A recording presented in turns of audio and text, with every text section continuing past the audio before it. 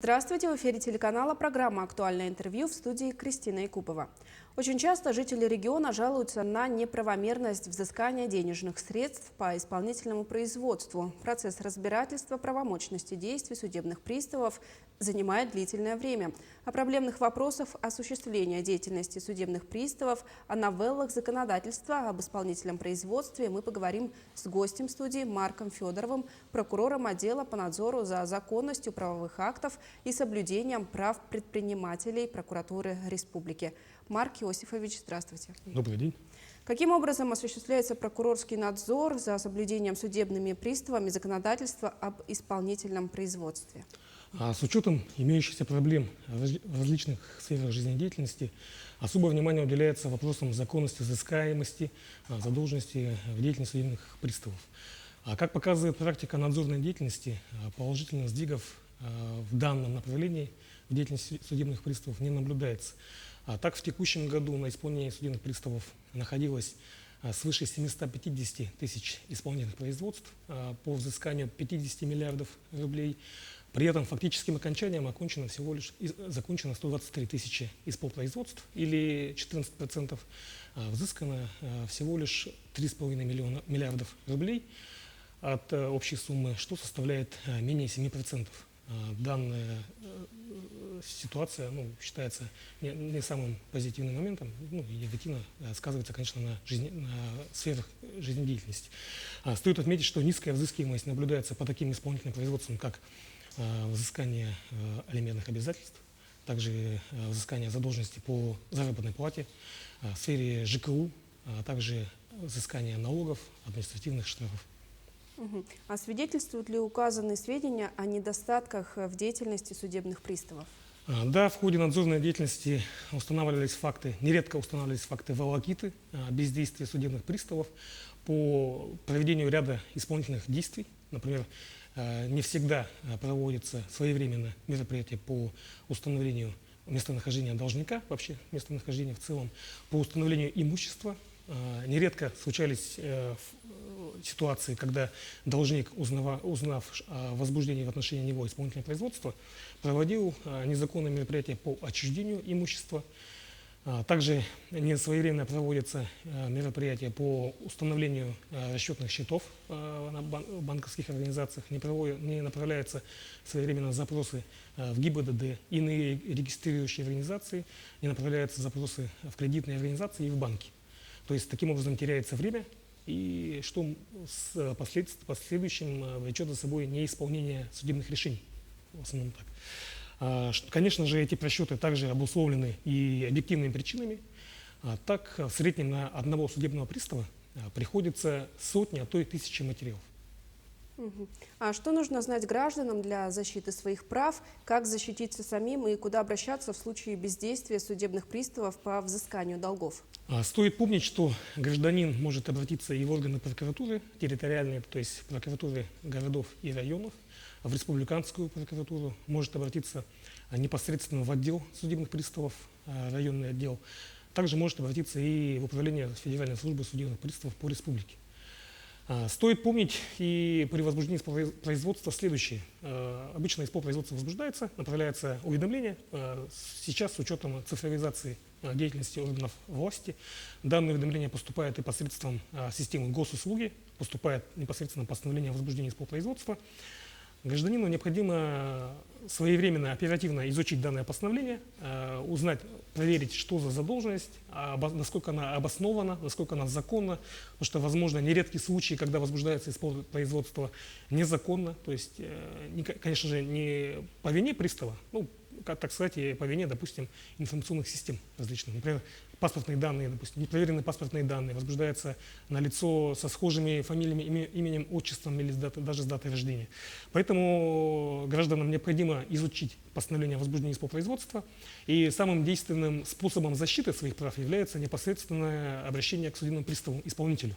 Обычно в постановлении указан адрес отделения судебных приставов, номер пристава, и непосредственно гражданин может обратиться к нему. Это будет более действенным способом защиты своих прав. Прокурорами в данной же сфере выявлено свыше 1000 нарушений за первое полугодие текущего года и принято свыше 400 актов реагирования. Например, в текущем году прокурорами выявлялись факты бездействия судебных приставов по взысканию исполнительных обязательств с должников, алименщиков. Так, приставами не всегда проводятся своевременно исполнительные действия по установлению имущества, по установлению местонахождения, не отбирается объяснение, также не устанавливается фактическая, то есть, работа, то есть не направляются запросы работодателю о трудовой деятельности гражданина, должника, теряется время, и при наличии оснований не возбуждаются административные дела по статье 535.1 Кодекса об административных правонарушениях Российской Федерации. То есть стоит отметить, что именно административная преюдиция по статье 535.1 Кодекса об административных правонарушениях является обязательной для уголовного преследования. Вот. В текущем году также выявлялись факты необоснованного возбуждения административных дел в отношении граждан, как я уже сказал, со схожими данными, фамилия, имя, отчество или дата рождения. Например, прокуратурой Мегино-Кангаласского района в текущем году установлен факт незаконного возбуждения исполнительного производства, то есть в отношении пенсионера-инвалида второй группы, и только после вмешательства прокуратуры района деньги были возвращены в размере 40 тысяч рублей пенсионеру. Вот. Также стоит отметить, что граждане могут обратиться в органы прокуратуры и службу судебных приставов и посредством электронных систем, информационных систем, дистанционно, это посредством сайта госуслуги, посредством сайта ФССП России и через единый портал прокуратуры.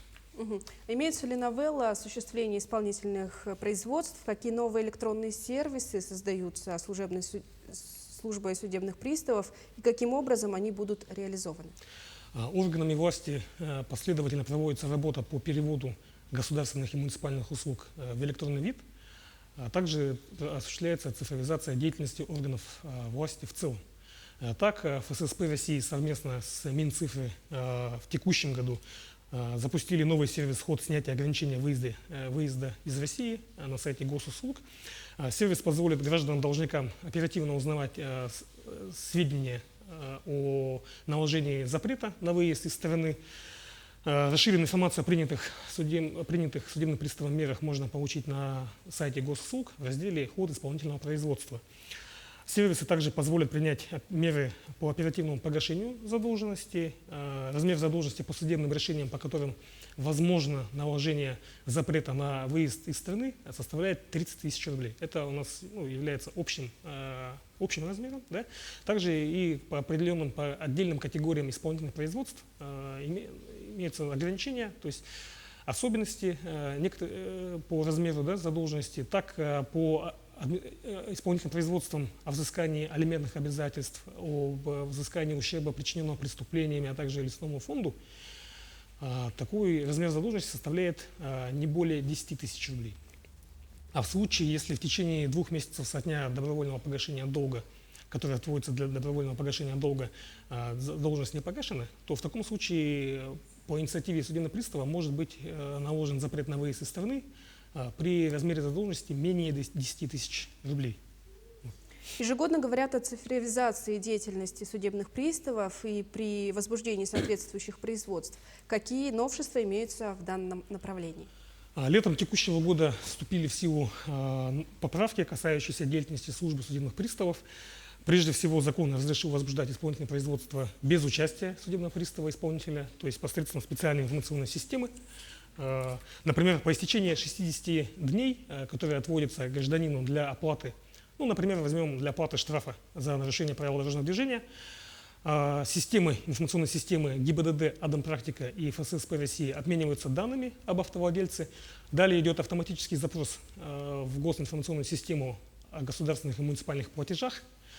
В случае, если там нет отметки, в этой системе отсутствует отметка об оплате штрафа, в данном случае в течение 3 дней возбуждается исполнительное производство. В автоматическом режиме могут быть сняты ограничения с гражданина, оперативно оплатившего задолженность, что даст возможность избежать, например, таких неприятных ситуаций в аэропорту. Например, гражданин изъявил желание, допустим, улететь куда-то за границу в отпуске. приезжает в аэропорт, проходит регистрацию, на стойке регистрации узнает, что, оказывается, на него наложен запрет на выезд из страны. Как это было раньше? Гражданин, узнав, что он не может вылететь из страны, принимает меры к оплате задолженности на месте, но пограничная служба не пропускает данного гражданина, потому что в системе нет отметки о снятии ограничений. Сейчас же, в связи с поправками в закон, в связи с тем, что теперь не требуется участие судебного пристава-исполнителя, в данном случае гражданин, узнав, что на него наложен запрет на выезд, оплачивая данную задолженность, данный штраф, получает отметку, то есть пограничная служба видит отметку в системе о том, что штраф оплачен там, буквально в течение нескольких минут, в течение часа, и спокойно гражданин может лететь. То есть таким образом не теряется ни время, ни деньги гражданина. Законодатель таким образом рассчитывает, что новелла устраняет необоснованное усиление роли судебного пристава в исполнительном производстве. Вот. Также, как я уже сказал, новый закон позволит ускорить процесс оплаты задолженности, чтобы не создавать проблемы гражданину. Как вы уже сказали, на практике встречаются случаи, когда судебные приставы неправомерно возбуждают исполнительные производства в отношении лиц со схожими персональными данными должника, допускают неправомерное обращение взыскания на их денежные средства. Как с этим бороться и куда обращаться к гражданам в случае необоснованного преследования со стороны судебных приставов? Стоит согласиться, что данная порочная практика является повсеместной по всей России, и в республике данная ситуация также случается нередко. Вот. Раньше в 50% случаев взыскатели направляли в Федеральную службу судебных приставов только, допустим, документы, в которых содержится лишь фамилия, имя, отчество должника и дата рождения. Порой из-за этого в должники по ошибке записывали других лиц. Как я уже отметил, такие случаи выявлялись и, допустим, в Мирно-Кангаласском районе, в республике выявлялись и в городе Якутске, и в городе Мирном, в Ангинском районе. В конце декабря текущего года вступает в силу нововведение, запрещающее возбуждение исполнительного производства без идентификатора, то есть без копии паспорта, без копии ИНН или СНИЛС. Стоит отметить, что поправки к закону об организации порядка предоставления гос- и муниципальных услуг обязывают финансовое учреждение, которое приняло деньги от гражданина по уплате штрафа или задолженности, также обязывают их направлять данные сведения в течение часа в госинформационную систему об государственных и муниципальных платежах. Перечисленные нововведения позволяют упростить правоотношения, возникающие между приставом и должником, облегчат процедуру снятия ограничений, оплаты долга.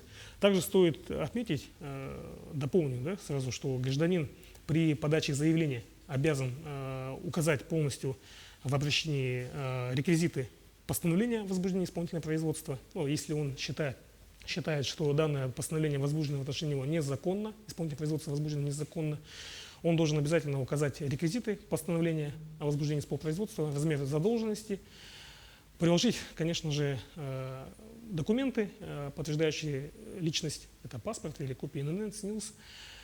И, конечно же, лучше, если гражданин приложит также и к постановлению об возбуждении исполнительного само.